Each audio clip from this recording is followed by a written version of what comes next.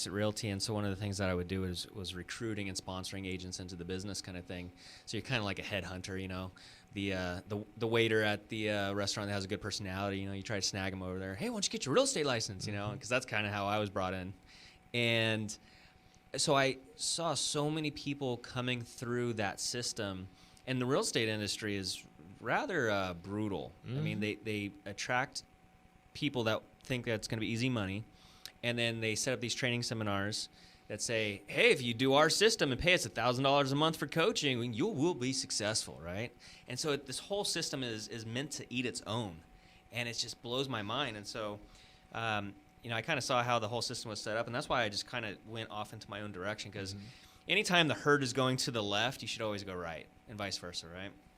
So that's why I started, and thank goodness, and maybe you agree with this, but thank goodness for social media, because you and I both, I think, started at that same time where YouTube, Facebook, that was in its toddler stages. Now everybody's doing Facebook videos and all this kind of stuff, I mean, but we were doing this back in 2009, 2010. If you're OG, you had a Friendster account, you know, and MySpace, and it was funny, I was looking at something the other day, and it's like, oh, Facebook's so quiet because it doesn't have a profile song and sparkly background.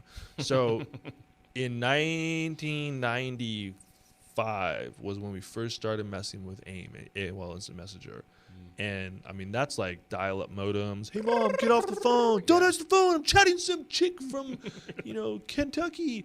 And I like to think that I would have been able to, and again, successful is relative. Everybody's method of success and their definition of what successful is different.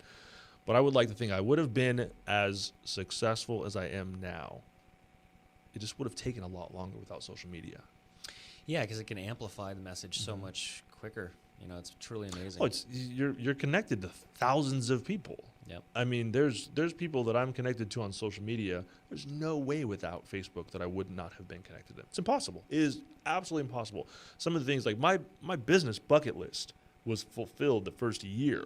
Now, they were stupid. I wanted to do inspection in Beverly Hills. I wanted to do inspection in Coto de Casa because it was on, you know, stupid stuff like that. But it would have taken me, I don't know, 5 years to get an inspection in Beverly Hills. Like, I would have to spend an entire week soliciting all of the real estate offices that I didn't get kicked out of in the city of Beverly Hills and get somebody to call me.